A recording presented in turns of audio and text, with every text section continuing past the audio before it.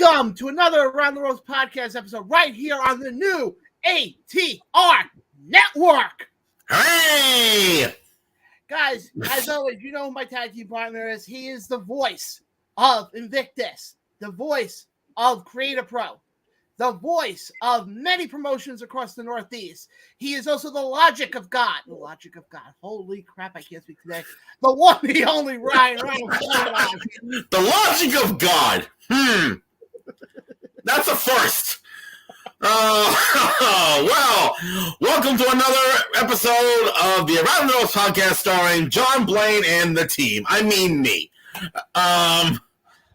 Hey, that's not bad. Only a minute and 24 seconds in, and I had my first screw up. First of many. Thanks. Yeah, no problem. Anytime. So, yeah, let's just get right into the shit that happened this week. Wait, there was wrestling this week? Shut up. Just go into it. Guys, we got a lot to get to tonight. More titles were given over in the WWE, so we're going to get into that. We're going to touch AEW. We're going to get into a little bit of New Japan. And also, guys, we're going to get into a little bit of the thing that we like to call our indie spotlight.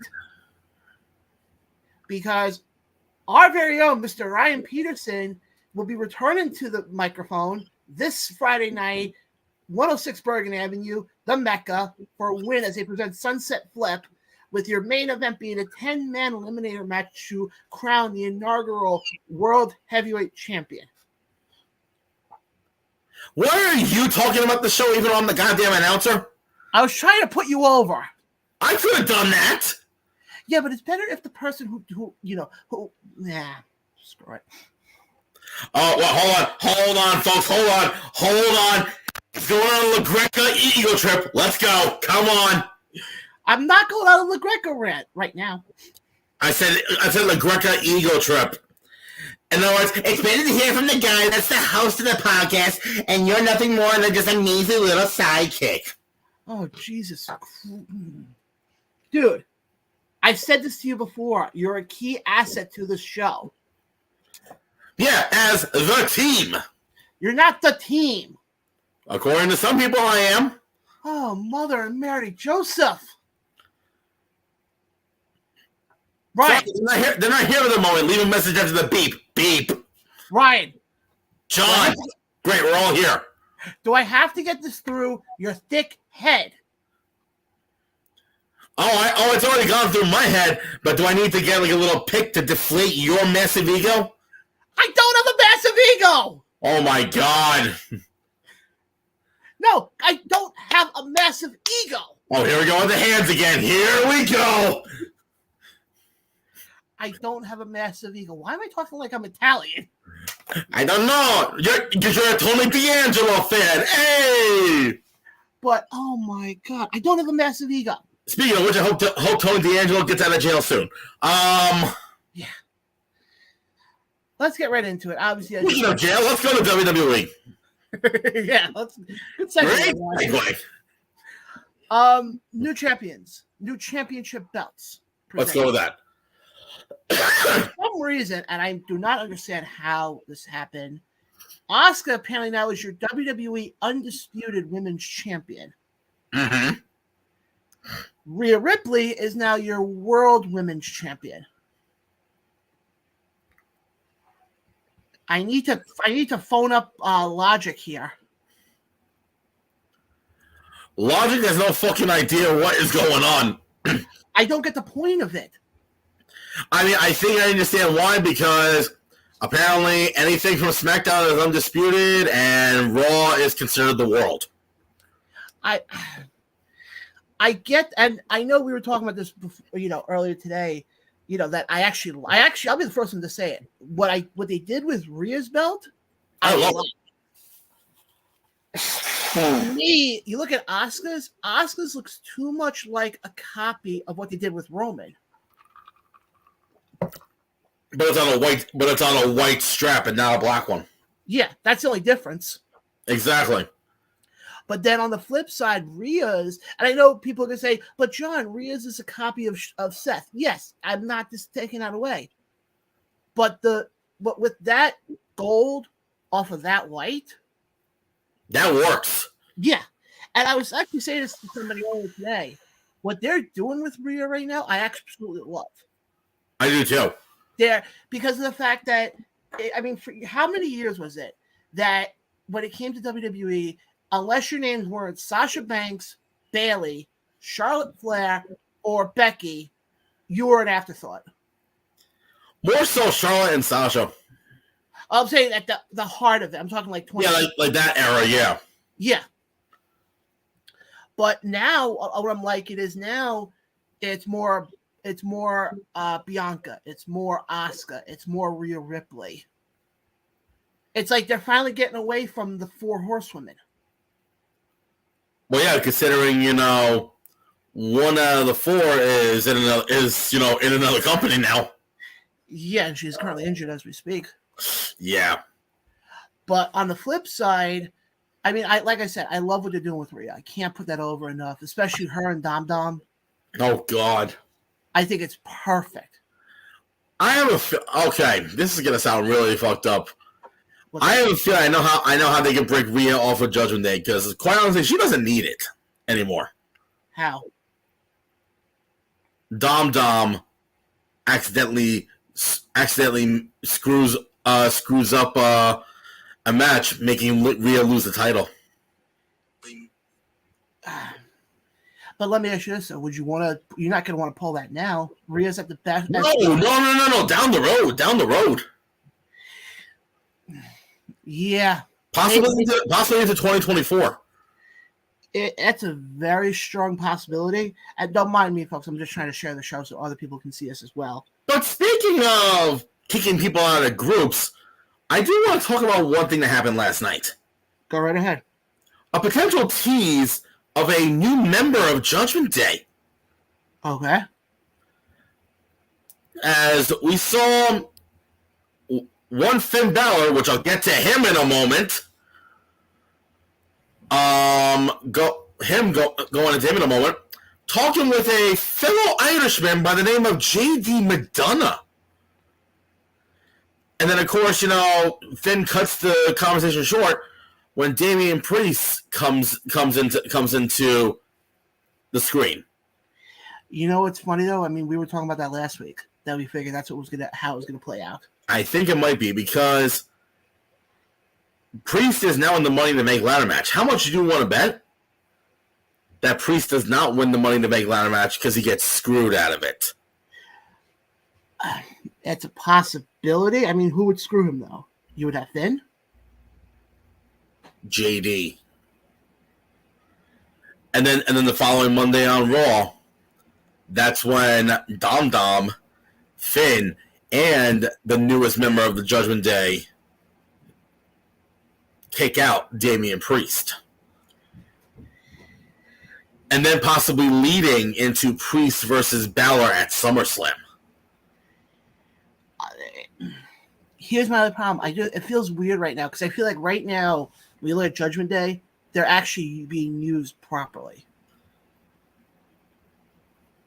No, it's again. These are just theories I have on the top of my head. I'm not booking the entire fucking card. No, you're good at that though. I give you props on that. And then speaking of Dom, apparently he might be a little busy come July 1st. What do you mean? As supposedly from what I saw, they might be teasing a match between him and the American roller coaster himself, Cody Rhodes. I thought that was announced already. Oh, was it? I think it was announced already. I'm skimming through Monday Night Raw right now, I'm skimming through Monday Night Raw, and I'm sorry, yes, they accepted. Yes. You know it's funny. You talk about that. Rhea accepted for Dom. Okay. Well, you want to talk about a match where you're going to get a true babyface versus a true heel. It's right there. Oh, absolutely. You can't get better than that. Let me ask you this though. Going off of what we were just saying before about Rhea, accepting the match for Dom. Could that, and again, I'm just spitballing here, but could that potentially lead to a possible split between? No. You don't think so? No. In what way? No, because Dom was okay with it. Dom was okay with that decision. But speaking of Monday Night Raw, Here we go. Now I'm going on the Greco rant right now. On my type of the Greco rant. Okay. I understand the fans being passionate. And the fans, you know, they can say whatever they want. But when someone is trying to talk, you shut the fuck up. Whatever do you mean? Case in point, as I'm getting into it right now on my Raw replay, the whole Seth Rollins Finn Balor shit. That could have been great had the freaking hillbillies in Kansas shut the fuck up instead of the whole fucking 10 minutes going, whoa,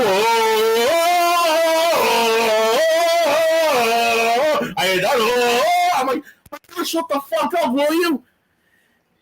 You don't see that shit at AEW. You don't see that shit in Impact because they barely draw. You don't see that shit in other cities that Raw is in. There's something about Kansas. Oh yeah, because there's nothing but corn out there. We actually have one comment coming. Let me get to the one comment quickly. Sure. Andrew Basinger checks in and goes, hi to all. Hey, Andrew, how you doing? By the way, Andrew, hope you're feeling better, buddy. Hope you're feeling better. My point is this.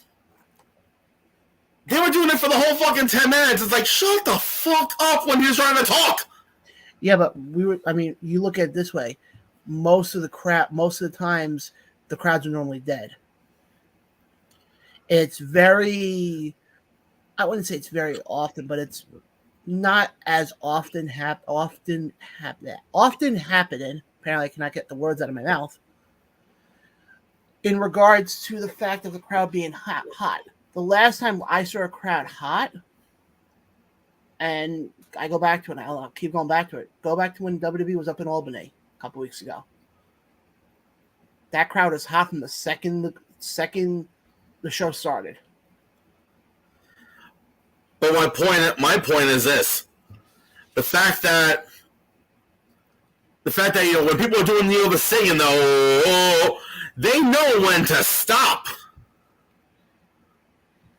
Yeah, and I think the biggest thing that you have to look at is you look at somebody like Seth. What Seth should have done was Seth should have turned around and said, "Hey guys, I don't mind the singing, but take it down a notch." And also, by the way, not knocking down any people, but I'm kind of watching the playback right now. I can see some of the demographics in the fans. Some of them probably haven't even seen the light of day in like years. Yeah, but I think also I'll tell you right now. Because I know they're supposed to have a match at Money in the Bank, Seth and Finn. Which I'd be okay with. I'll tell you right now, coming out of that promo, I want Finn Balor to win. I do too. I don't want Seth to have that title anymore. Not that I don't think he needs it per se, but you know the comment they always say about, the belt makes the wrestler or the wrestler makes the belt? At this point now, you look at somebody like Seth Rollins, he doesn't need a title. He doesn't need a title. He, at this point, the belt is I'm going to get chastised for this, but I don't care. The belt for him right now is a prop. You put the belt... No, go ahead. It kind of is. If they put it on somebody else, then that would be fine. Hell, again, put it on fucking Balor at this point. Put it on Balor. Hell, you got Money in the Bank coming up in a couple of weeks with every guy in that match, which I saw this today. I was stunned. Every guy in that Money in the Bank ladder match is not... None of them are ever a World Heavyweight Champion. That's good. I would say put it on one of them. Put it on an LA Knight. Put it on a Damian Priest. Put it on a Santos Escobar. I don't care. To be honest, I kind of... The fuck was that? Sorry, hearing a weird noise right now. But anyway. Holy Spirit, activate. No, but talking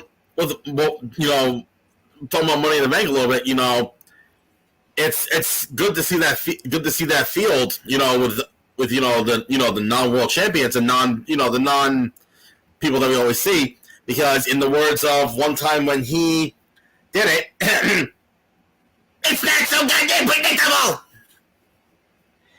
Everybody laughed at me when I said that WWE is too predictable. Look at what they finally did. They finally gave us a Money in the Bank ladder match that's actually going to be not predictable. Yeah, because you know why? And that would be? Because Money in the Bank is in the UK, where their age demographic is twice the age as the average here in the United States.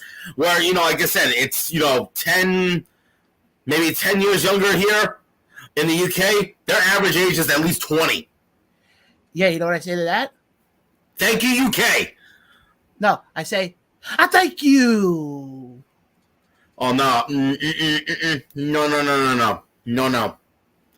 No. If you're going to do it, you're going to do it right. Okay. Thank you. But my point is this, and everybody laughed at me when I said it originally. WWE it's become formulaic at this point. You have to at least agree with me on that. No, I agree. Well, guess what? That you can watch a Monday Night Raw, you can watch a SmackDown, and by the time the opening segment ends, you know for a damn fact what they're going to use to be the main event. 9 times out of 10, you know it right away. Of course. But then on the flip side, when everybody sits there and goes, "Oh, but this company, they're too predictable." But then on the flip side, you don't hear anybody bitching and complaining going into Money in the Bank when you got a men's money. We're going to go preview it in the next couple of weeks. But you got a men's Money in the Bank ladder match that on paper actually looks really fucking good this year. Because again, it's in the UK where their fan base is more adults than kids. Yeah. Why do you think the Raws after Manias are always entertaining? Because it's all the UK adults that come over. Yeah. No, I totally agree. I totally agree on that one. I still remember the one time, oh my God. Or if they come back to New York. I remember this one time, it was 2015. It was when the Dudley Boys made their return to WWE after almost 10 years.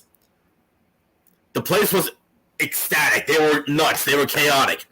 Then the following week, they go to Jacksonville. When their music hit, you could literally hear a pin drop in the arena, and nobody gave a shit. Wasn't that SummerSlam, the night after SummerSlam 2015? Yep. Okay. Because you know what also? You bring that up, and that's an interesting thing. You know why that was also, you get such a big pop? Because it was in New York.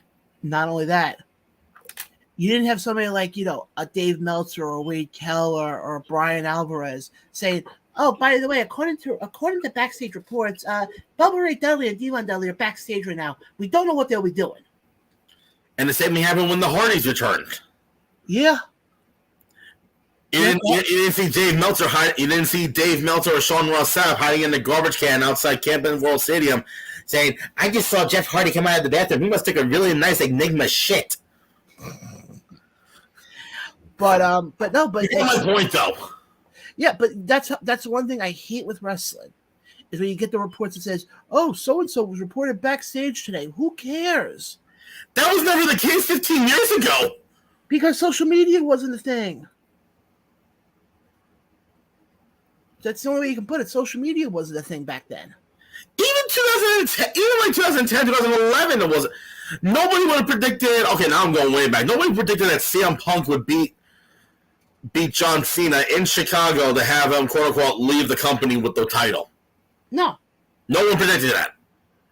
Yeah, but it's funny on the flip side, since social media has become such a big thing right now, what pay-per-view WWE should bring back, if it was me? Cyber Sunday. Thank you. Oh, dude. To me, it would make perfect sense for them to bring that back. Even so, they'll fuck it up. Oh, more than likely, they'll screw it up one way or another. You know what they really need to do, though? Now I'm going on a shoot here. What? WWE needs to bring back, especially when they do pay-per-views, they need to bring back the custom sets. Oh, I totally... You mean you don't like the same set that they have on Monday Night Raw, that they have on SmackDown, that they have on NXT, and, So No. Because you're talking about Cyber Sunday. You remember their set? Yes, I do. It was a massive... First of all, one year it was a massive computer. Yes. And then the next year was a massive smartphone. God, that's going back... 2008. Yeah, that's a strong memory I have. But I still think one of my favorite sets, Armageddon. Which one? 2008. Yeah. the last Armageddon they did, actually. Oh, wait, no, they did one before that. You know, still. Yeah. No, I completely agree. I completely agree on that one. Because, yeah, but how many times have you seen, I mean, we're talking about sets here. You talk about another company, I think AEW should go back to their old sets with the 2 tunnels. You know, I kind of like them. I'm kind of getting used to the new ones. I mean, the new one's good, and we'll get into AEW in a bit here because they had some stuff happening. But no, but as far as with WWE and as far as, so let me ask you this then. You obviously we talked about the men's titles, you know, with Roman and Seth. And folks, if you missed my lovely rant on that, go back and watch it. You can watch it on YouTube and Facebook and all that stuff because I went on a pretty epic rant. Ask Brian. Okay. No, Ryan, that was and breaking news from Monday Night Raw last night. Logan Paul returns. Don't kid yourself. I think he's gonna have a high-profile match at SummerSlam. More than likely, but why is he back? Why? Because I can tell you why. Why? He draws. Go back. Why does he go back to selling his half-ass energy drink? Yeah, but here's the part though. To me, the way you look at it, he brings in that mainstream media attention. Let's call it what it is. He brings in that mainstream media attention.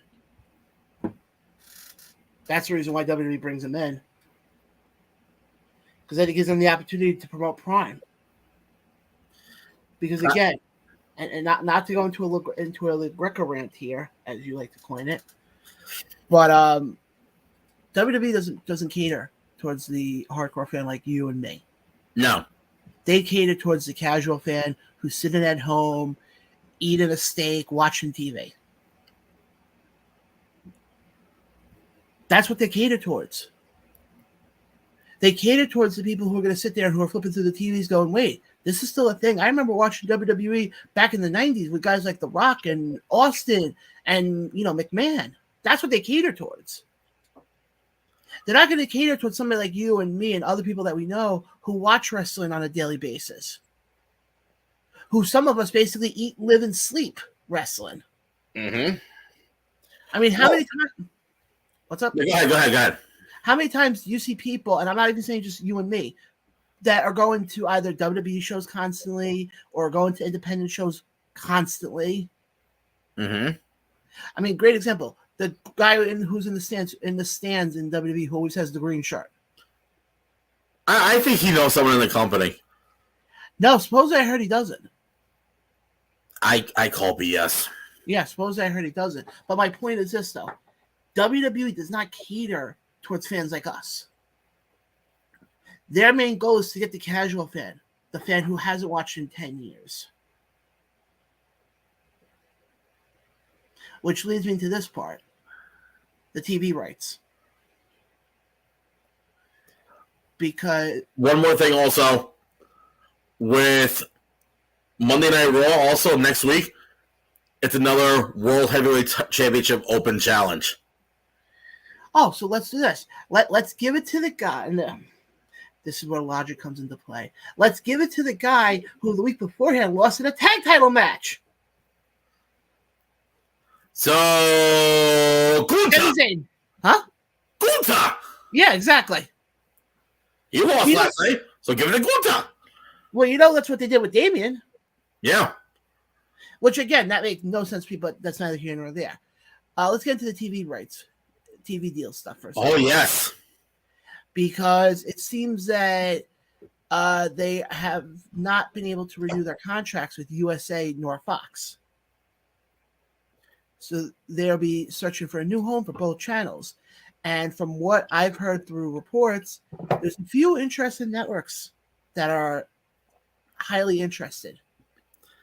One piqued my interest a little bit. Does it happen to be run by a mouse? Yes. Yes, folks, we're talking about Disney. Hello! because I hear the main event of SummerSlam, if they do stuff with Disney, I hear the main event's gonna be Roman Reigns versus Mickey Mouse. No, the main event is gonna be Roman Reigns versus Donald Duck. And you want to talk about a little cross promotion? Roman Reigns' theme, it's not going to be his normal theme, which, by the way, is fucking banger. Oh, yeah. It's more likely going to be the Mickey Mouse Club theme song. But in a slowed toned down version. Yeah. But if they do go to Disney, I look at it from a business perspective, because I think they go to Disney, it's going to destroy any momentum they have. I don't think so. Well, because I'm only saying that for one reason. They go to Disney, they're going to have to go back to being PG, or at least G. No. Hold on. You think if they go to Disney, because I know there's been reports from Nick Khan say that he wants to make the third hour more adult oriented. Mm-hmm. They're not going to be able to pull that shit off on Disney. But here's the thing, though. It's not going to be streamed on Disney Plus. But it's still the Disney company. But they also own other networks. Yeah, but my point is this, though. No, John. They own other networks. Yes. Case in point. They own ESPN, which also coincidentally runs UFC, which isn't that a part of their new merger with with that new company that they are merging with? Yes. And also, they own the streaming rights to Fox, like The Simpsons and FX. And what is on FX? Quite possibly the bloodiest shows you can find in Sons of Anarchy and the Mayans MC. So I think it's not going to be streamed on Disney per se, but they're just obtaining the rights and they can just put it on one of their channels. I still think the one channel that I think should get it, I think it will work out perfect for everybody. And after what transpired this week, I doubt it. What? You're saying Universal, right? Yeah. Wasn't it the same network that canceled Young Rock? Yeah, well, we'll get into Rock in a second because I think he officially hit rock bottom this week. But case in point, I don't think they would go to. Granted, I know they have the entire WWE library, but I have a feeling that eventually Disney's going to obtain those once that contract is up in 2 years. Oh yeah, what I mean, here's my only thing though. I think a lot of it's going to depend on what channel they go to, because if they go to like an FX, that's going to work out humongous for them, because FX is one of those channels where you can get away with certain things. It's more adult. It's more adult oriented. Exactly. Where if you go to, let's say, an ESPN, or hell, even if you go to a Disney channel, let's just say for hypothetically speaking here, ESPN you can kind of get away with. Yeah, but you can't get away with it on Disney. No, I'm just saying ESPN you can kind of get away with it. I mean, what's going to happen? Also, they're going to have an episode of Teletubbies leading to Raw.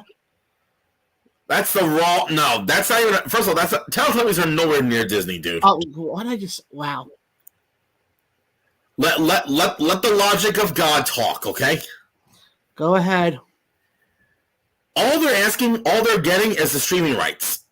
They're not going to say, "Hey, you're going to be forced on Disney. You're going to be forced to be shown on Disney Channel right after an old episode of the Mickey Mouse Fun Club." No. Well, I got one for you. If they're not going to go that route, why not go streaming? That's what it is. They're probably going to put it on FX. No. I'm not saying TV. That's going to lose a lot of people though, because unfortunately some people nowadays they don't know how to stream. Yeah, but eventually that's where TV's headed though. Yeah, understandable, but no, hell, they want Hulu. Disney owns Hulu.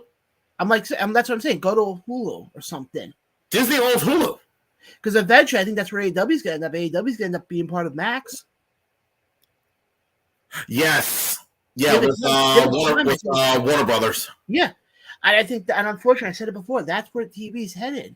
You're not going to have TV nowadays where it's going to be, go to, for us in New York, you'll get the reference, but, like CBS is Channel 2, NBC is Channel 4, Fox is Channel 5. You're not going to get that much in probably the next 5-6 years.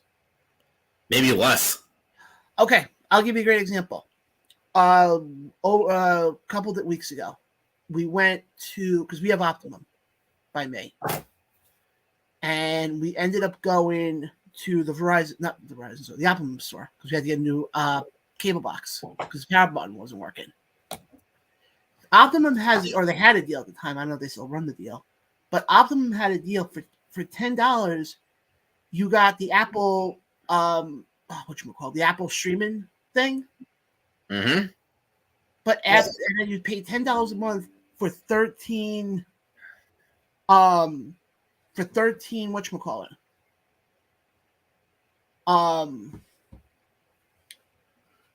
For 13 months, and then it's yours.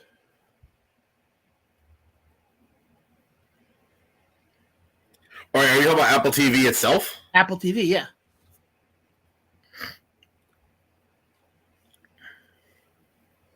Yeah, and that's the best way I look at it. It sounds about right.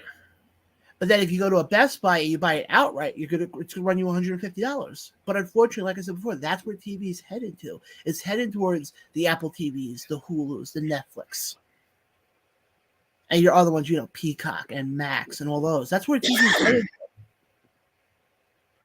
Where, like I said before, and I stick to it, you're not going to have in years to come, you're not going to have, here's Channel 2 with your CBS News, here's Channel, 7 with ABC. You're not going to have that in the years to come. No. So when you go back to what you said before about people, not many people know how to stream, unfortunately, people are going to have to learn how to do that because that's the way technology is going right now.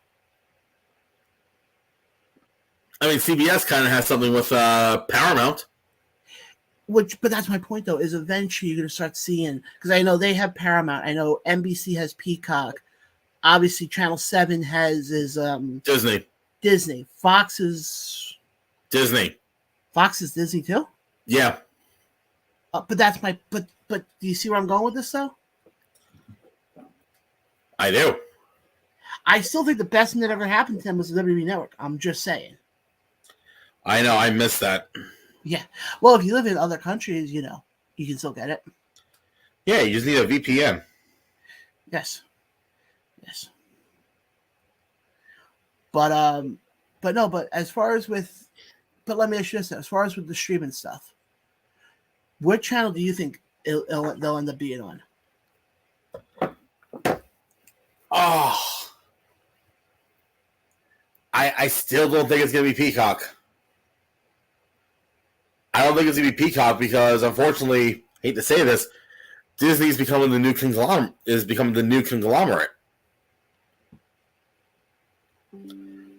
So I think it's going to be under the Disney banner. But if they want to keep it edgy, let it go to FX.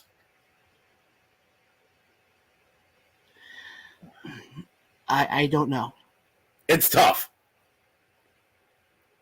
I think, in my opinion, Disney might obtain the rights because, again, also WWE's new owners, I guess they're called, the new owners also owns UFC, and UFC has that deal with ESPN, and ESPN is a part of Disney. So I guess they want to try to keep everything under the same banner, I guess. That it's a possibility. Which then, if that's the case, then think about this also. Say goodbye to the premium live events where this one you would actually have to fucking pay for.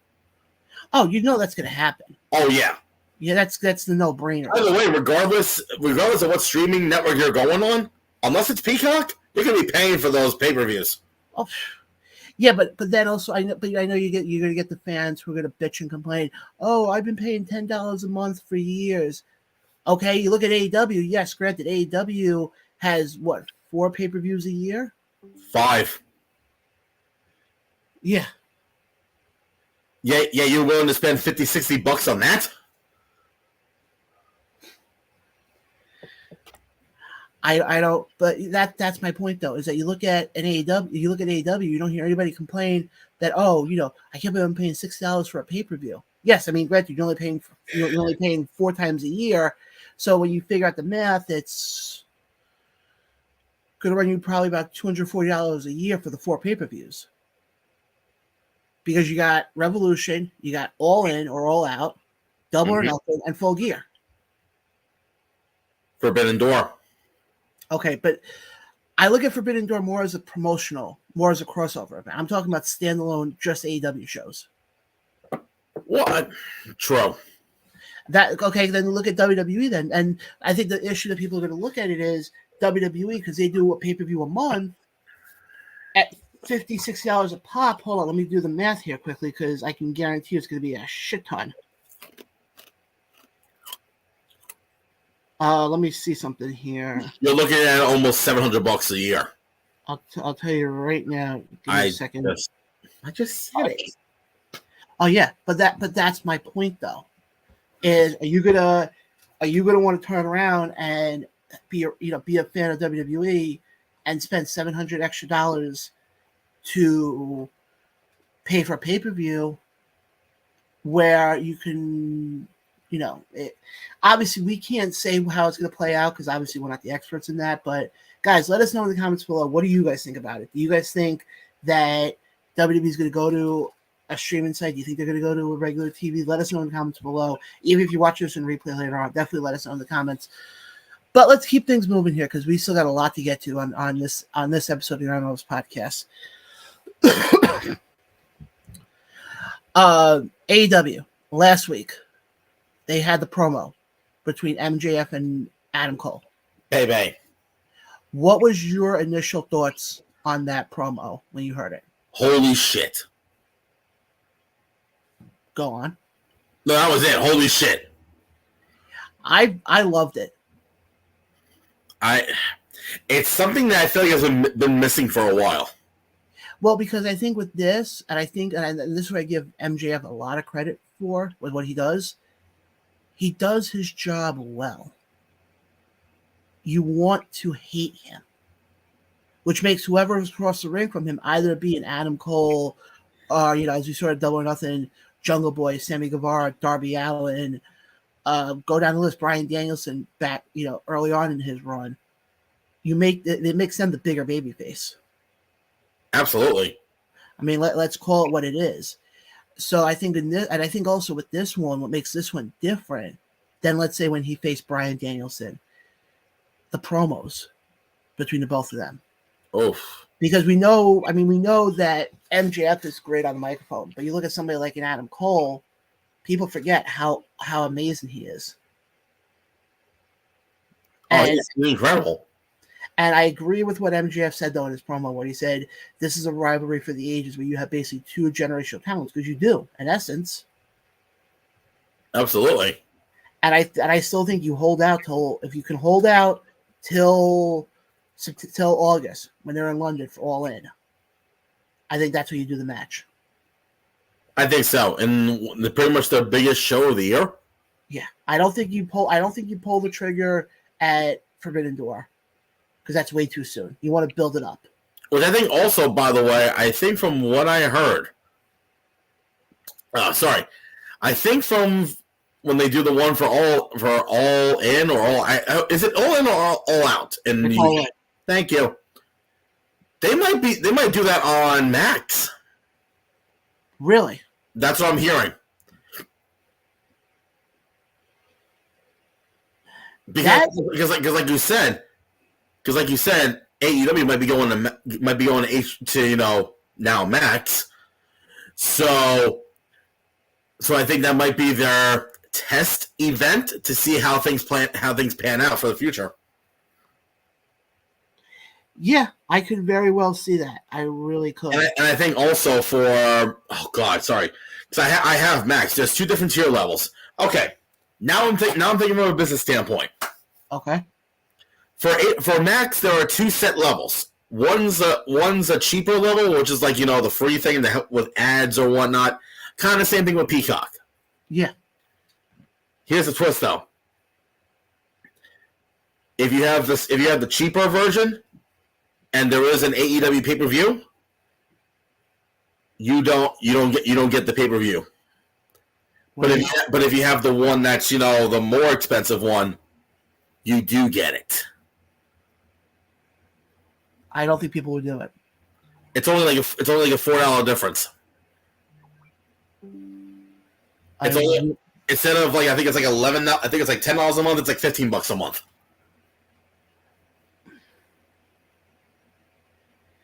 Yeah, that's how I would see. That's how the company.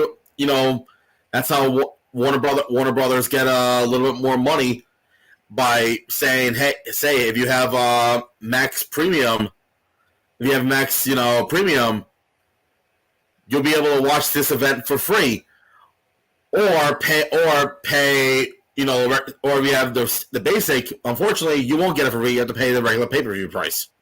Yeah, actually, Ryan, I want to try something down here. I know we're in the middle of the conversation now, but I'm having some people who are saying that apparently you're coming in very hot. Really? Let me see something here. Hold on. Yeah. Folks, I apologize about this, but it was just brought to my attention. So I want to test something down here. I know we're live right now, folks, but just bear with us for 1 second. I just want to test this out now. Can you hear me now? Yeah, I can hear you now. But for some reason, I was getting a few comments coming in that were sent to me personally. I think I know by who too. No. It's nothing bad. No. But I think I know who. Yeah, just a few of them that it's like. And I'm going to go a little bit into radio lingo here for a second, so just bear with me on this. I'll explain it. Oh, okay, I think I know why. Hold on. How about now? A lot better. Yeah, I think I know what happened.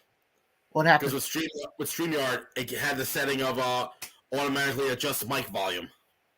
Well, I'm just going to explain it for people who are if you're in the radio world, and right, I remember I heard a story at one point recently where you were in radio in college, right?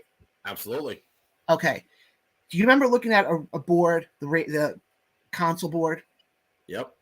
And you remember how on the end of the board, you always had the dials that would go like this? Oh, yeah. What, in my head, the way it was coming off when you were talking before, it was coming off like you were coming more off into the red. Then why did you say anything now? Because it didn't click in. Because on my end, it sounds fine. So to the people that are privately messaging John, and you know exactly who I'm talking to, would you please let John know if my levels are better now? Yeah, right. This is not meant to upset you. No, I know it's not. Okay, I'm just saying. It could have been said publicly in the air. That's fine. No, not privately. Okay, first of all, because again, it's John Blaine and the team. Jesus, Mother and Mary, Joseph. Brian, my point is this. We're still trying to figure out ways to get the show better. And I'm going to just say this, and then we're going to move back into the wrestling stuff. At least this wasn't like, the shows from the last couple of months when suggestions would be made and nothing would be followed through. Oh, look at the lovely weather outside. But my thing is this. Right now, beforehand, it sounded normal to me. But then I also had to take myself out of the hosting position for a second and put myself as somebody who's maybe watching us right now on Facebook and on YouTube. And I'm like, yeah, at some points I can see where people are saying that it may sound like you're coming in hotter than normal. Well, again, for those that, messaged him privately instead of, publicly. I'm kidding. Jesus Christ. Let the host know if I'm coming in better now. Or let us know in the comments below. Jesus Christ. Actually, you know what? I'm gonna find out myself right now. Okay. While you do that, folks, let me do a quick PSA here for our lovely coffee here. Now, folks, you guys know we've been talking about this coffee for the longest time, and it's honestly some of the best coffee. Yes, folks. In case you're not aware, we do have our own coffee. It's our own coffee with a lovely logo on it. drawn by there's my head. Drawn by Brett Azar. Brought to you by our friends over at Motor Oil Coffee with various locations in upstate New York. I know they have a location up in Troy, up in Schenectady, and a few other places. Folks, this is coffee. And like I said, folks, I know a lot of people are coffee drinkers. You have your you have your Starbucks, you have your Dunkin', you have your Maxwell, you have your Folgers. But guys, this coffee right here tops every one of them, in my opinion. It is smooth. It is tasty. And the nice part also is, folks, you don't need sugar with it. And I've drank coffee before. I know Ryan has had has had coffee before. I know a lot of our listeners drink coffee. And a lot of times you get coffee, normally you're using sugar. Let me tell you, that shit is delicious. Yes. So guys, definitely here is our coffee. It's, it smells freaking awesome. Guys, if you like a bag of it, all you can do is hit us up on social media. You can go to any social media site, go to Facebook, go to Twitter, you name it, it's all there.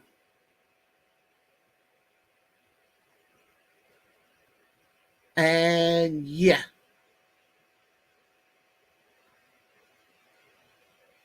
Sorry, folks. I'm just trying to figure this out right now. Yeah, absolutely. But again, guys, in the comments, like I said, we're going to keep the show going here. In a second, I just want to check one quick thing here, folks. I know.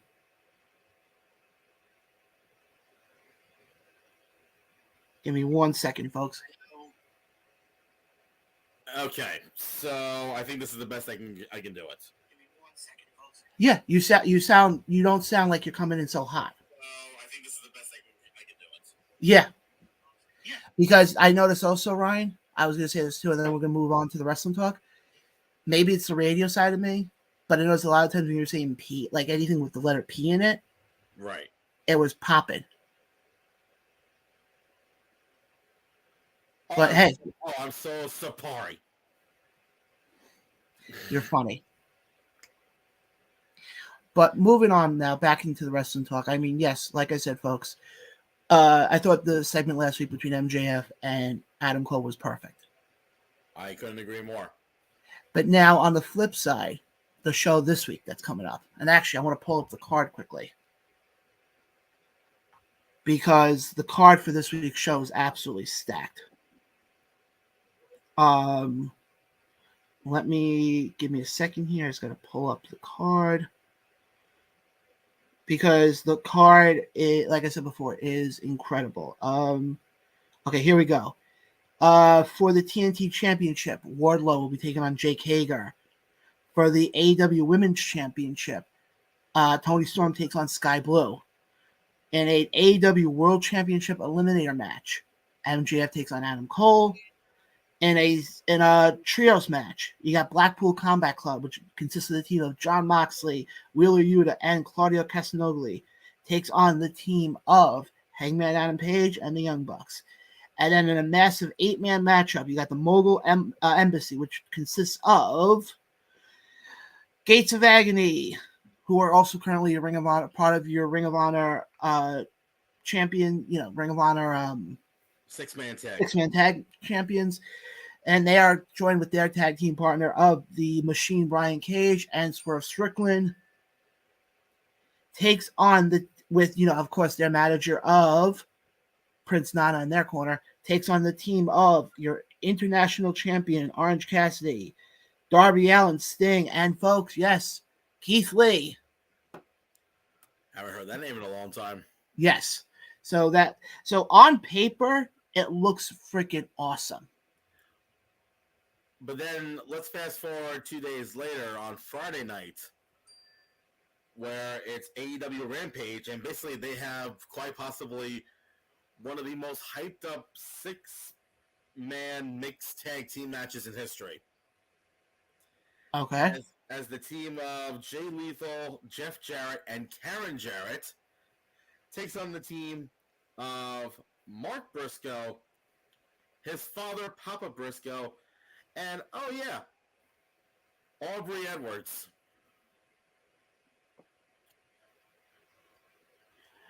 Yeah. I have my thoughts on this match. It's going to be interesting. Yeah, let's call it that, shall we? And also, I have one more question related to AEW for you. Okay, what's up? By any chance, did you know that AEW is heading towards some sort of collision? Oh, you mean the flop of the show that's going to be happening on Saturdays? Yes. Yes. Obviously, we don't know. I was going to say, does Tony have another announcement to make tomorrow? He's making an announcement about the announcement about the announcement about the announcement about the announcement. Actually, no. His announcement this time is he can blink 3 times. I am here to make this announcement about the announcement to tell you that this is the announcement. Thank you very much. But at least in the last one that he did on the one he did last week to announce the main event, which by the way, I will say this right now, yours truly pretty much got it right. You got 5 out of 6. Hey, that's better than nothing. Okay, you don't have to yell. That's better than nothing. That's better. And yeah, although you and I kind of forgot about the 6th person in the match. Well, if you go back to the show last week, you know that we were talking about it, and we both said it's going to be Punk, FTR, versus the team of Jay White, Juice Robinson, and then we were like, and who? And that's when and now I totally Samoa Joe slipped my mind. It slipped my mind too because I thought he was more Ring of Honor. Well, I thought he was still filming that Metal Twists show. The one where what happened? I forgot about that. The one I'm talking about, the one that is being streamed on Peacock. I forgot about that, honestly. Which, the one with the clown in the underwear. Show you watching? It's on Peacock. Okay, Samoa Joe plays a character with a clown mask on, has straps on, looks like he's part of Demolition, and he's wearing, I think, white shorts or underwear. Why are you looking at what they're wearing down below, John? Oh, Jesus Christ. It's part of the show, is what I'm saying. Sure. But then, because I think it's actually voiced by Will Arnett, the actor. And speaking of Ring of Honor, if you live in the tri-state area, more importantly, the Trenton, New Jersey area, yes, Ring of Honor returns with Death Before Dishonor. And yes. I have in good authority one matchup that's going to be happening that night. Okay. For the Ring of Honor Pure Championship, the current champion, Shibata, takes on Daniel Garcia. Oh, I could definitely see that happening. And I think we're also going to get something with Claudio and Eddie Kingston still. Oh, yeah, I forgot about that. I haven't watched Ring of Honor, honestly. All I know is I think Eddie right now, is still had the surgery and is still recovering, or I think he's about to have the surgery. I have another matchup that they are in good authority to announce. Okay. Athena versus Kiera Hogan for the Ring of Honor World Women's Title. Yeah. That I can definitely see it. I can see I still see Athena retaining. I still see Athena retaining here. I love what Athena's doing right now. Because again, she's somebody who leaves WWE and is able to be herself. Exactly. She's not doing the Ember Moon crap where it was, him, doing those weird things in the beginning. Oh, yeah.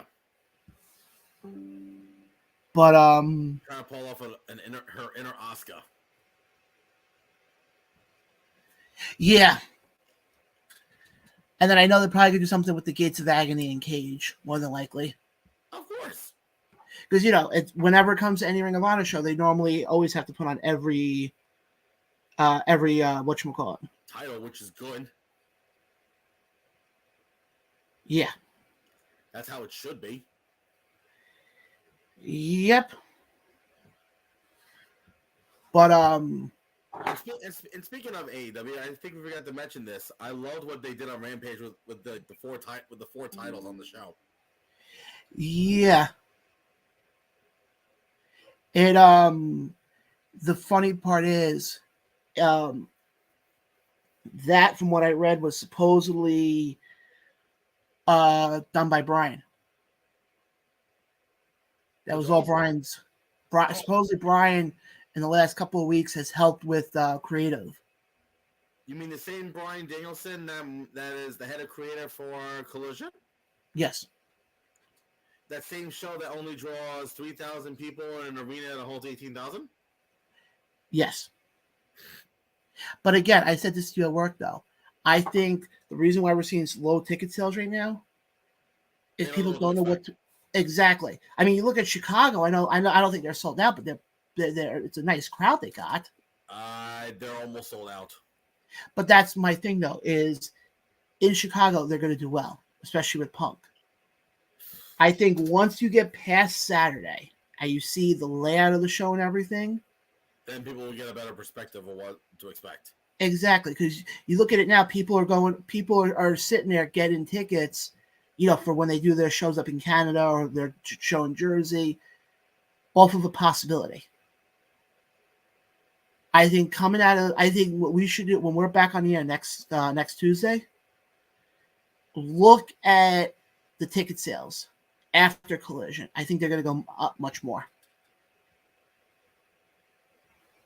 We'll see how they do. But I will say though, I think them starting this Saturday is a good time for them to start. In what way? The NBA and NHL are done. Yeah. By that point, they will be. Which, by the way, congrats to the Denver Nuggets. Yeah, that I did notice that. But okay. But let me ask you this though. I know they said what's his face? Miro is set to make his return on Saturday. I still think you get quite a crap ton of returns because I think not only are you going to get Miro coming back, I think Scorpio Sky is going to finally come back.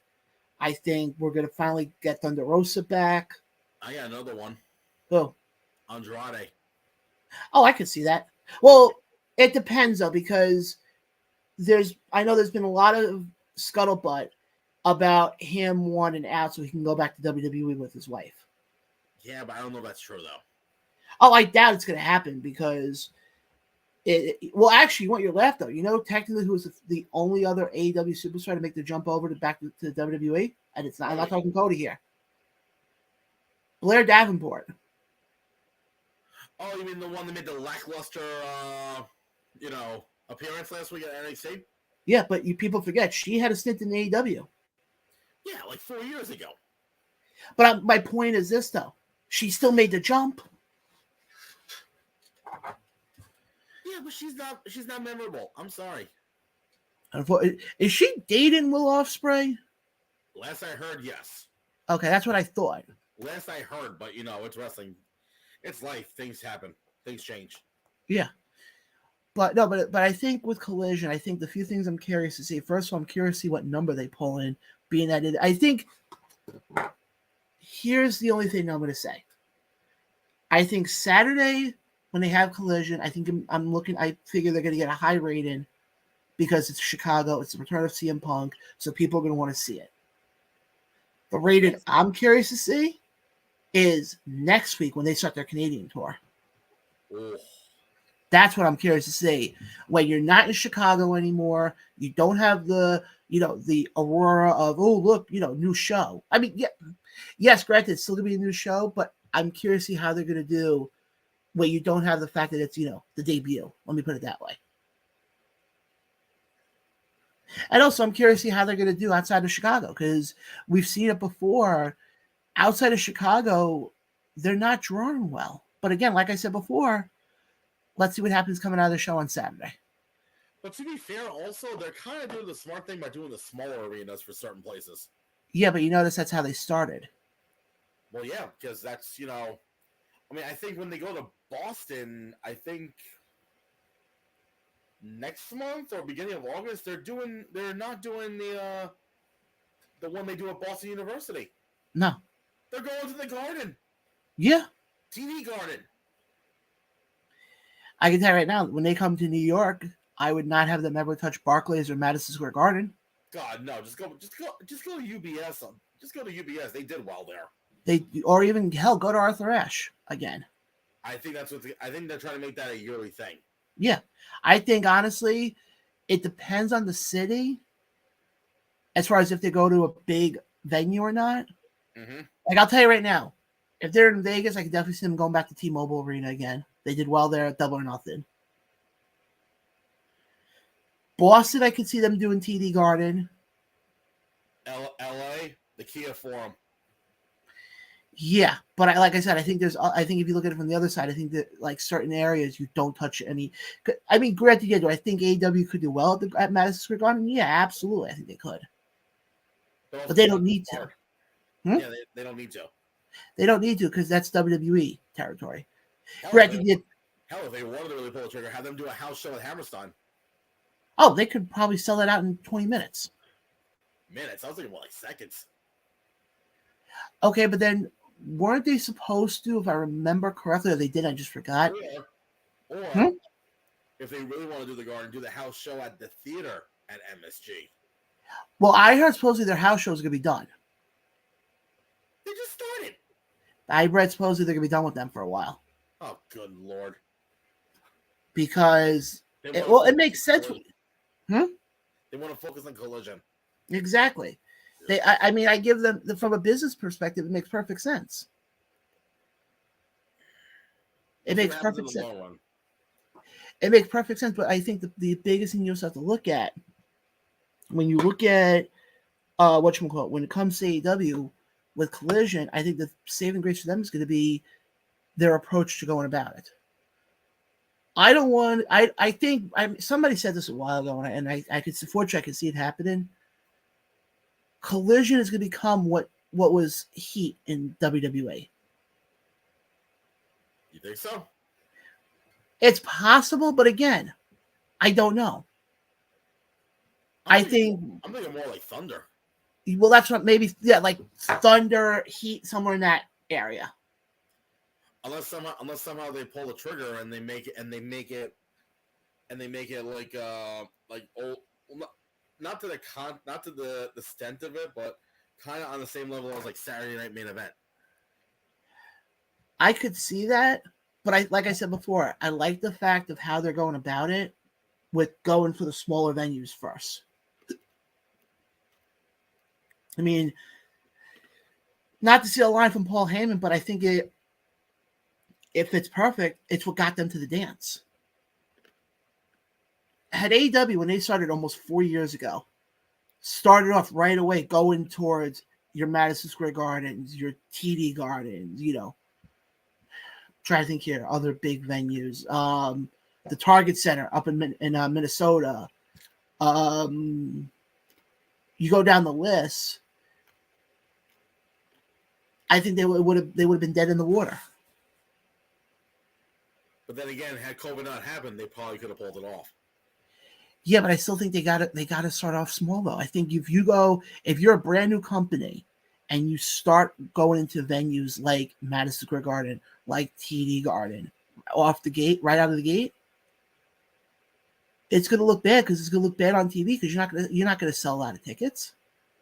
But why I love the concept when they did the small arenas. They went to Temple University, Boston University. Granted, when they came to New York, they did a huge gamble doing Arthur Ashe, and they won big on that gamble. Oh yeah, no, I totally agree on that. I totally agree on that. And that to me is what makes them special. Because also it gave them time to build up their reputation. Exactly. Because like I said, and I said this before, I think it's taken them, 4 years? Yeah, 4 years.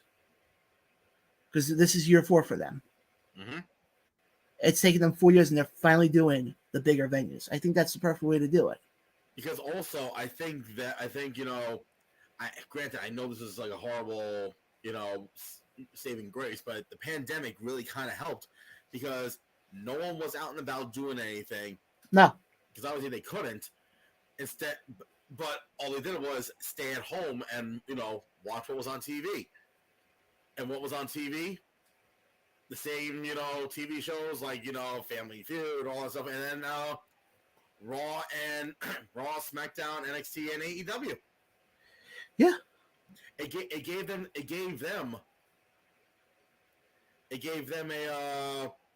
AEW an opportunity to grow themselves as a brand. That's why I think Double or Nothing, like the second year when they did the Stadium Stampede, I think it was one of their most bought pay-per-views in a while. Oh no, it makes perfect sense when you think about it. I just think, to me, the biggest issue they're going to face is the ratings. Especially, we're about to hit the summer in a couple of weeks. Yeah. And you know damn well you're about to hit the summer. You know damn well people are not going to be home Saturday nights. Especially if you're an independent wrestling fan. 9 times out of 10, if you're in an area that runs shows, 9 times out of 10, you're having a wrestling show on a Saturday night. It doesn't matter what promotion you're talking about. That it rains. Just pray that it rains. Yeah, but my thing is this. I think where they're going to finally see an uptick in ratings is when you get towards the fall and you get towards the colder temperatures, especially come the winter. When you're really not going out, I don't know many people who are going to be going out in the middle of winter when it's 3 below zero and there's 4 feet of snow outside.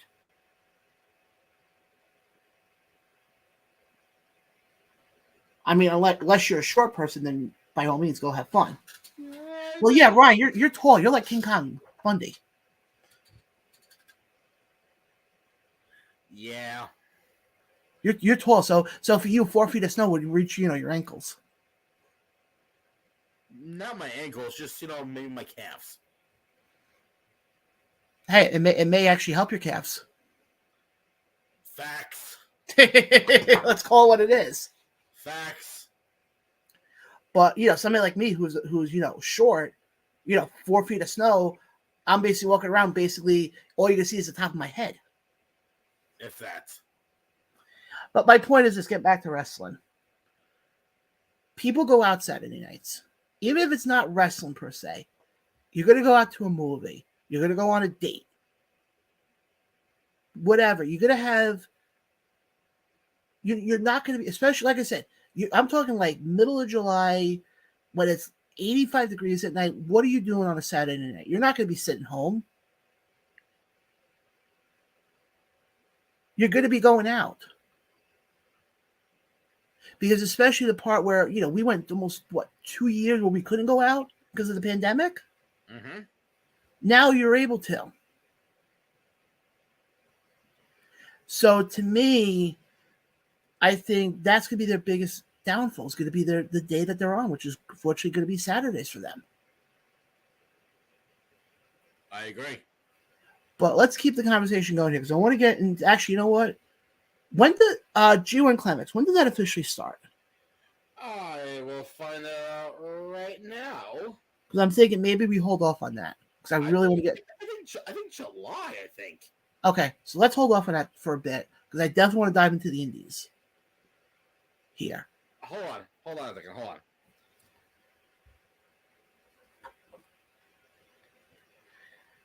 July 15th, first of all. Okay, so we got time. But why don't I announce the blocks? Go right ahead. Like who's in it? Mm-hmm. So This past weekend, the blocks were announced for the 2023 G1 Climax. And the blocks are as follows, which the 32 entrants for this year's tournament. So, in Block A, you have Sanada, Chase Owens, Hikuleo, Ren Narita, Shota Umino, Yota Tsuji, Gabe Kidd, and Kaito Kiyomiya. In Block B, you have Tongaloa, El Phantasmo, Great Khan, Tai Chi, Yoshihashi, Kenta, Will Ospreay, and Kazuchika Okada. Oof. Block C, you have Mikey Nichols, Eddie Kingston, Aaron Hinari, I apologize, Tamatonga, Evil, Shingo Takagi, Tomohiro Ishii, and David Finlay. Oof. And last but not least, in Block D, you have Shane Haste, Alex Coughlin, Toriano, John's favorite wrestler, Jeff Cobb, Zack Sabre Jr., Hiroki Goto, Tetsuya Naito, and Hiroshi Tanahashi. So it looks like a very loaded. And folks, when we get closer to it, we'll give more of a prediction of who we think is going to win. Because you can make an argument for most of the guys you just said. It's tough.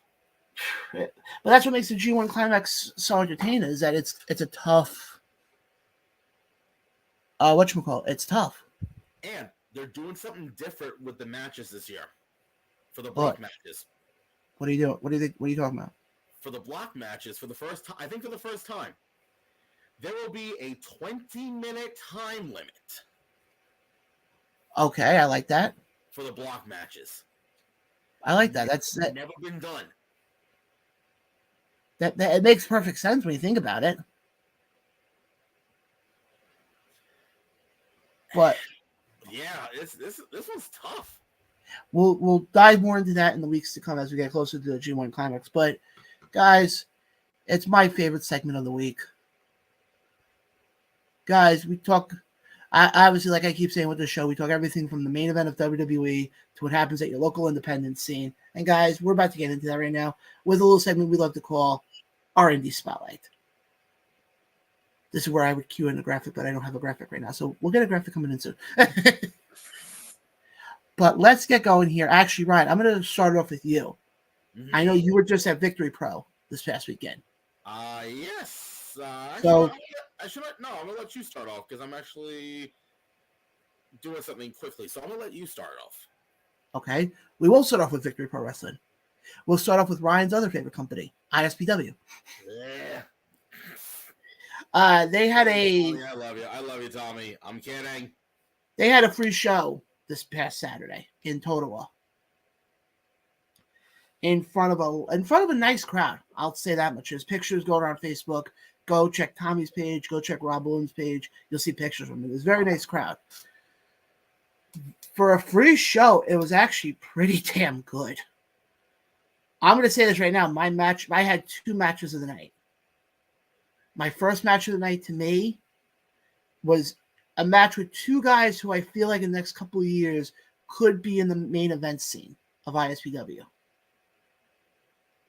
And I'm talking about Joe Clean and Eric Corvus. I can see that. If you have never seen these 2 guys in action before, go check them out. Especially somebody like Joe Clean, who is, I think, over incredibly. Yes. I mean, the guy walks out, first of all, if you've never seen him, he looks like Mr. Clean. But he also hands out brooms to the fans.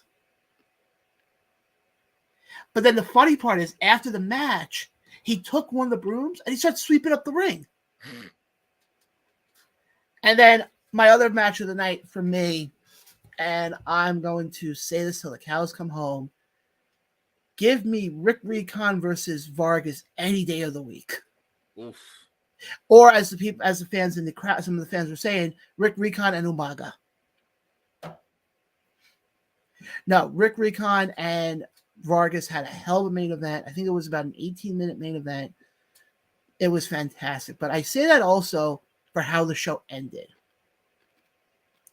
Because if you remember back to 80s WrestleCon, which was a couple weeks ago, they had almost like a Royal Rumble-esque, so to speak, if you want to call it that, where the winner basically held a briefcase, which is in essence, ISPW's version of Money in the Bank. Mm-hmm. Ray Caliche won that briefcase. So basically, Ray Caliche is able to cash in for the World Heavyweight title whenever he would like to. And all of a sudden, the match is over. Rick Recon's in the corner, trying to survive, trying to get himself back up because he just had a hell of a match with Vargas. And you hear Ray Caliche's music. And everybody in the crowd's going, oh shit, it's about to happen. Caliche comes out, goes to hand Pat Savino the briefcase. They never actually ring the bell, though. I don't think they ring the bell. Because out comes GKM. Oh, boy. Then after that led to Joey Ace. Led to TJ Epics. Led to Vicious Vicky. And basically, the closing moment of the show, you had the baby faces standing off the heels. I mean, there's a fantastic picture. If you go to ISPW's Facebook page, you can see it. Where, I don't remember which photographer got it, but it's a fantastic shot. Where you have the skyline, and you have like the whole festival behind it. And then you got all four of them in the ring. It was a fantastic moment. And I give Tommy a lot of credit for putting that moment together like that. I did see that photo. Yeah, it was a fantastic. A lot of the photos that were taken, obviously because it was a different type of set-in, 90% of the photos that were taken looked incredible. Especially the few that gorgeous day for it. That's why. Yeah, especially the few that you saw. Especially there was the one aerial shot that they had, which I think Tommy posted, where I played, okay, where's John? And as you can see, I'm the one in the corner going like this. I said it before and I said it again, John. You always get in trouble when you're on your phone. Yeah, of course. Next, I think ISPW has a show coming up on the 23rd. And then they have another show coming up that I know of on July 7th. In West Milford, Connecticut. In New Jersey. I forgot where it is. And the main event for this one is a dog collar match. Ooh. Featuring Rick Recon with Dave LaGreca in his corner, taking on Bull James with Maven in his corner. Which means, folks, if you're in attendance, it means we're going to get a little part of the match where Maven pokes fun at Rich Reed for what he wears. I mean, But yeah. And then actually, Ryan, I'll let you talk about Victory Pro before we talk about what's coming up this weekend. Sure. So while he was over in Total, apparently trying not to choke on a churro. It tasted burnt, by the way. Again, choke on a churro. Well. Moving on. If you know, you know. I last minute, by the way, I decided to go to Bayshore, New York, to check out Victory Pro Wrestling's Justified. I almost fucked up the name of the show. It was a solid card from start to finish. At the lovely Pro Game Athletics in Bayshore. And my takeaway matches of the night were the main event, which was Eric James defending the Victory Pro Wrestling title against Cade Lothbrock. Okay.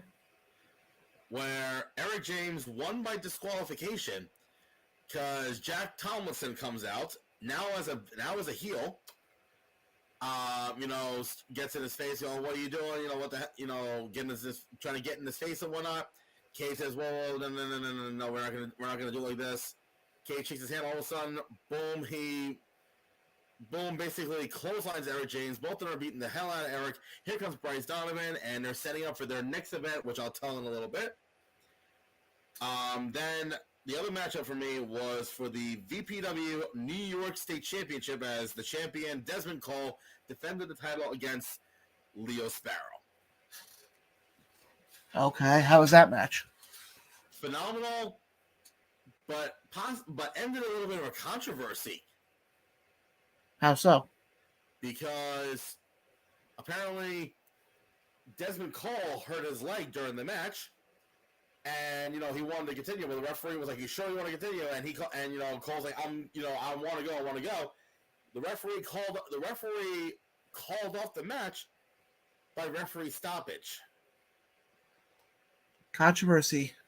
Which ended his 448-day reign as New York State champion, and the son of the sun himself, Leo Sparrow, is now the new Victory Pro Wrestling New York State champion. Which, folks, Leo Sparrow, I highly recommend watching out for him. No, I'm letting you go. Okay, watching for him, because if you don't like him, he'll throw spinach at your face. But otherwise, the rest of the card was great. Dr. Cool took on Pat Fitzpatrick in a grudge match. The Even Stevens regained the VPW tag titles. Bobby Orlando defeated Evil Kip and Phil Cardigan in a triple threat match. All in all, the card was great, and the next time you can catch them is back in Bayshore, July 15th, with the Battle of Bayshore. That's what they're calling it. The Battle in Bayshore. So again, folks, and tickets are on sale now, actually. And speaking of tickets on sale, go ahead. Oh yes, John. I'm putting the spotlight on me. Hold on. If I'm putting the spotlight on me, I gotta do this correctly. Now. I can put more of a spotlight on you. There we go.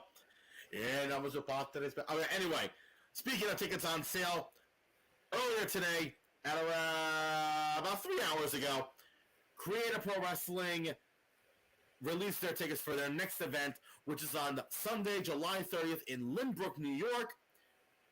I forgot the name of the title off the top of my head, but one of the key matchups of the night, which is dubbed to be possibly one of the biggest matches in Creator Pro history, as the dime piece Aaron Rourke goes one-on-one against Effie. And oh yeah, spoiler alert, front row is already sold out. So I highly recommend getting your general admission tickets, because every time we run in Lynbrook, we sell out the building, because Creator Pro is just that damn good. Okay, now you get the spotlight for me now. Okay. Thank you. All right, but guys, like I said, any of these companies we're talking about, definitely go check them out. We're not putting them. We put them over because we know that they're good companies.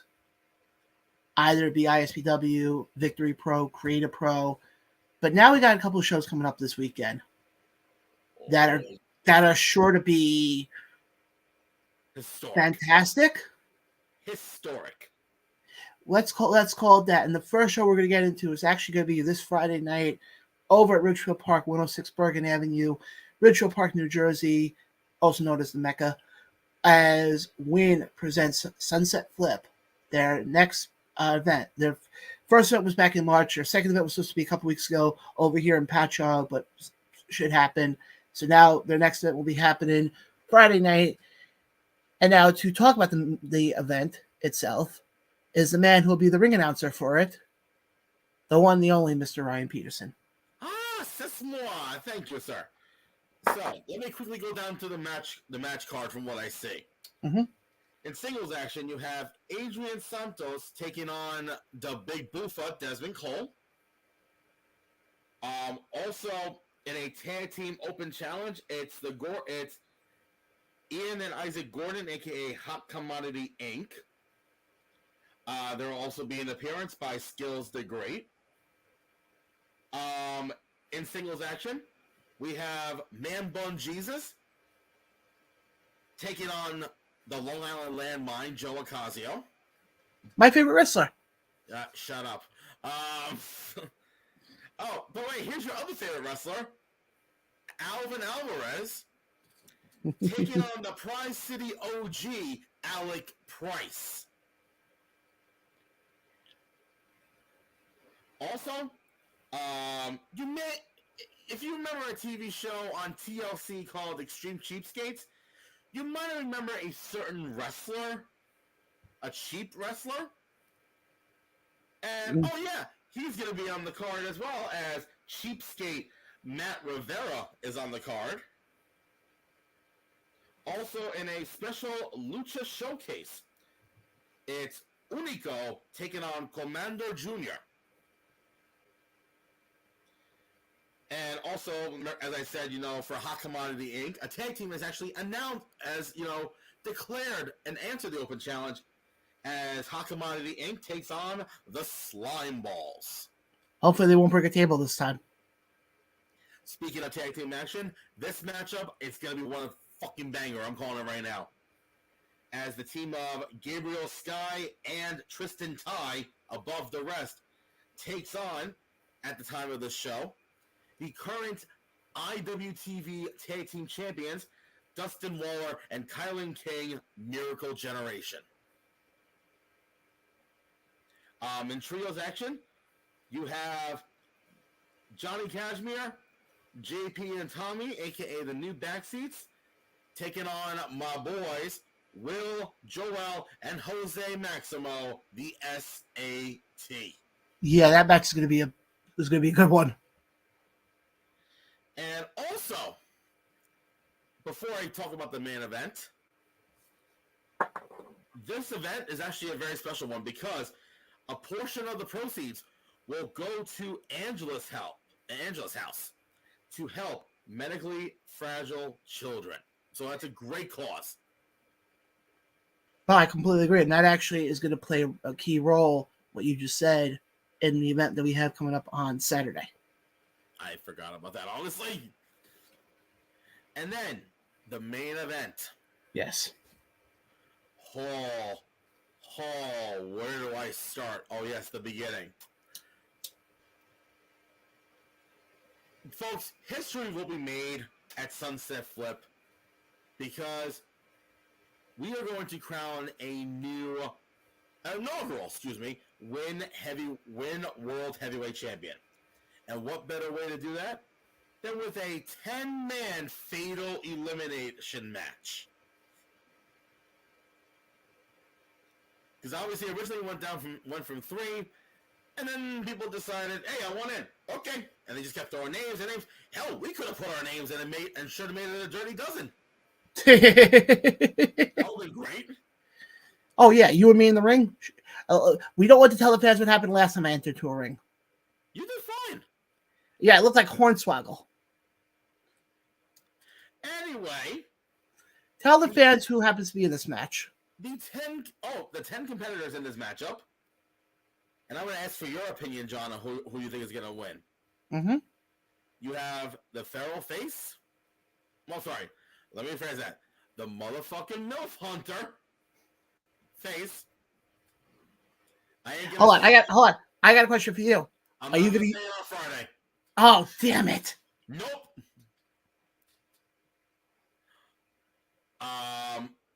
Some guy named PJ Savage. Next. The cause of it all, Joey Conway. Chris Cage. Dickie Rods. Brando Lee. Salvatore Savelli. The Greek God, Papadon. Ellis Taylor. And John's favorite wrestler, Hamlet Hurts You. All right, let me ask you this now before we get into if you had to pick one guy out of those 10, what do you say? God. I can't because I'm supposed to be biased. Unbiased, excuse me. I'll tell you right now my prediction, and it's gonna be one of 2 guys. Because I think if you put on one of these two guys, I think the stories that you can get from this, and especially knowing who does creative behind the scenes for Win, I think you can put excellent matches together. Greek God Papadon, I think he can win it. Also, he brings a name value to it. And how about some guy named Hamlet? Do you love him? I love him so hard.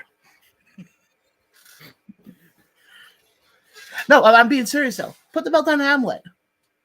I got one other name. Oh, Joey Conway. Yeah, but this is what makes this match so special is literally you can make the argument for any of the 10 of these guys. Oh, absolutely. You really don't know. Well, we all know who's going to win it. The fans. No. You. Me? I Hell no. just have one question. Are you going to take a bump in that match? Oh, fuck no. Jerry, if you're watching, sorry, not sorry. Speaking about Jerry, let's get into what's happening on Sunday. Oh, God, help us all. Bree Combination Wrestling. And, folks, we will have an interview actually being dropped tomorrow with the voice of BCW, Cheyenne Ortiz, and we talked all about this event. So I'm going to go through the card quickly right now. Summer on Smash, a tribute to Mama Pan for the Invictus Social Media Championship. Jay Bougie takes on Facade or Facade. Facade. Okay, I'm sorry. Oh my God. For the Queen of the North finals, which obviously we know should have happened a couple months ago, but some stuff happened. Nope. Brittany Jade takes on Notorious Mimi, who takes on the lovely Christina Marie. For the Grand Dragon Championship, and I think this match is going to be a banger of a match. Anthony Gangone takes on the colossal Mike Law. That's going to be a good one. And women's action, BCW Women's Championship will be on the line as Vicious Vicky takes on Danny Moe.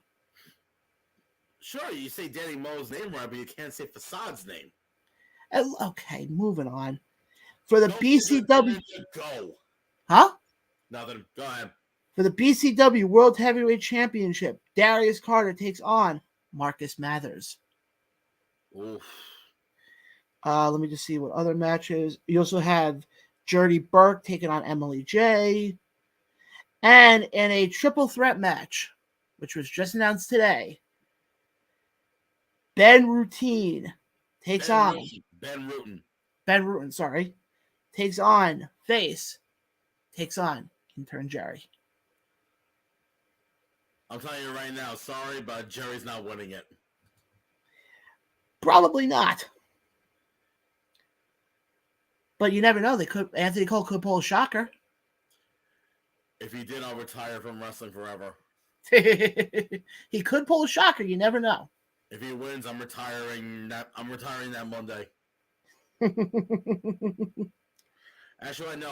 Let me get through the 25th, and then I'll retire. Yes, because we got more wrestling coming up next week. Oh yes, we do. And we'll get more into it next week. But next week we will have not only will we have Pro Wrestling Magic next Saturday, but we'll also have Ryan will be ring announcing for the biggest crossover event of the summer as Invictus and NFW join forces for Northern Conquest. So yeah, guys, we have a lot of indie wrestling coming up. Guys, like I said this before, and I'll say this till the cows come home. Go support indie wrestling. You never know who you're going to see, who's going to end up being in WWE or AEW or whatever company you follow. And also, speaking of indie wrestling, I want to throw this out there before we reach our conclusion this evening. Mm-hmm. Next Thursday night, if you're in the Union, New Jersey area, WrestlePro returns with another rendition of Shotgun Thursday Night. Okay. And I can already announce a couple of matches already scheduled for that night. From the Ace of Space Academy, Colton Charles takes on some Bayonne badass by the name of Danny Muff. That's going to be a good match. And the bad boy, Joey Janela, goes one-on-one against world-famous Cheeseburger. Okay, not a terrible match. Plus also, the Messiah of Old School, Sean Donovan, will be appearing, as well as CPA, Justin Carino, the WrestlePro Gold Champion, the Dominican Destroyer Vargas, and so much more. So again, folks, June 22nd from the Colombian Club in Union, New Jersey, it's WrestlePro's Shotgun Thursday Night. And again, folks, just go support indie wrestling. Oh, I am so sorry. There's more matches. I feel bad for CP. Oh, wait, that's for May. Never mind. I just have one question. Yes? Is there going to be a Sexy Ryan chant breaking out? I mean, I don't know. I don't know. And also, one more thing about indie wrestling. This Friday night, House of Glory returns to Jamaica as they present Plata o Plomo, featuring the AAA Mega Champion himself, El Hijo del Vikingo, as he takes on the current reigning and defending Crown Jewel Champion, Charles Mason. Mm-hmm. For the House of Glory Heavyweight Championship, the newly crowned champion, Matt Cardona, takes on Carlito. Let's see what else. Also appearing that night, Speedball Mike Bailey will be wrestling that night. They haven't announced who he'll be facing yet. Spoiler alert, it's John. Hey. And also, just announced, Mighty Monte, also known Mighty Monte Monteguia, will go one-on-one against the current, newly crowned Impact World Champion, Alex Shelley. Not a bad show. And if Mighty Monte is able to defeat Alex Shelley, he will earn a shot at the House of Glory World Heavyweight Championship. And also become a member of Impact Wrestling. What's up? Oh, it's not. Is it for the title or not for the title? It's not for the title.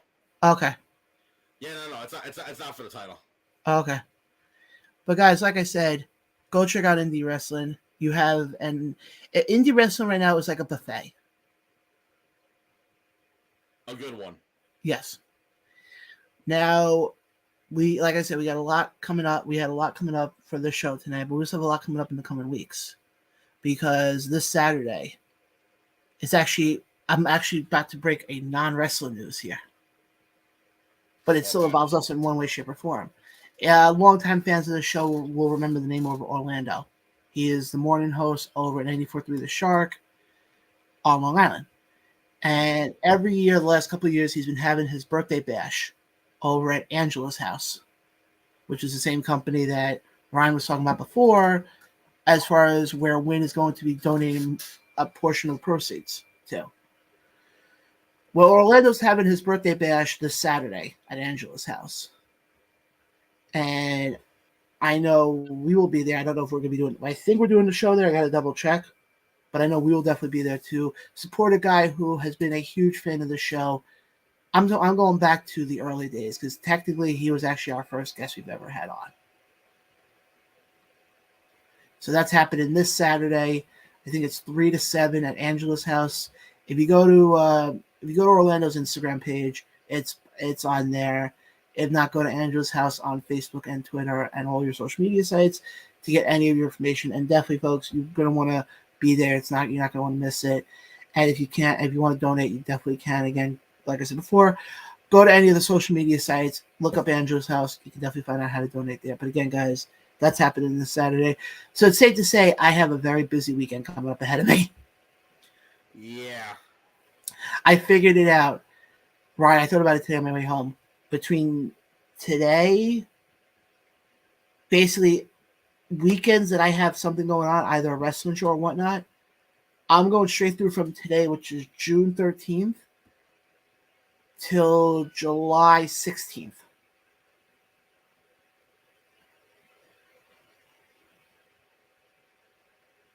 because obviously there's July 1st.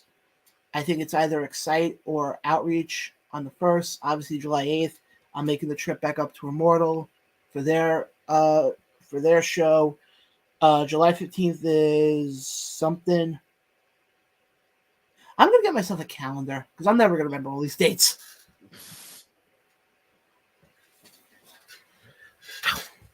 But again, guys, definitely go check out your indie wrestling. There's a lot of it going on right now. And there's going to be more to come in the weeks to come. But, Ryan, we actually have to bounce because we're actually about to go record an interview. Yes. With actually one of the 10 competitors for this Friday's main event. Yes. In the Greek god, Papa Don. Yes. So, folks, you're not going to... That interview will be dropping more than likely probably tomorrow. Within so you're not going to 24 hours. Let's call a spade a spade. Yeah. So it'll be nice to have Papa Don on again. And yeah, right. I think it's safe to say I think it's time for us to a scoozy on out of here. I think so too. Because we covered all our tracks, and yeah, I think it was a great night. Yeah. I totally agree on that. Again, guys, for Raw, you want to say? I don't know if you want to say something. No, I'm good. Okay. Any final? I'm good. Any final thoughts you want to mention, or go right to the end? Talk out right now. Okay, guys. For Ryan, I'm John. This has been Around the Ropes live episode. Because for some reason, I still think this is a YouTube exclusive. Stay tuned not only for our interview that we have coming up with Papa Don, we also have an interview dropping with Cheyenne Ortiz, and having probably more interviews lined up in the weeks to come. But again, guys, love the support. It means a lot to us. We don't do this without you guys. For everybody here, have a fun week. Have a safe week. Catch you guys next Tuesday.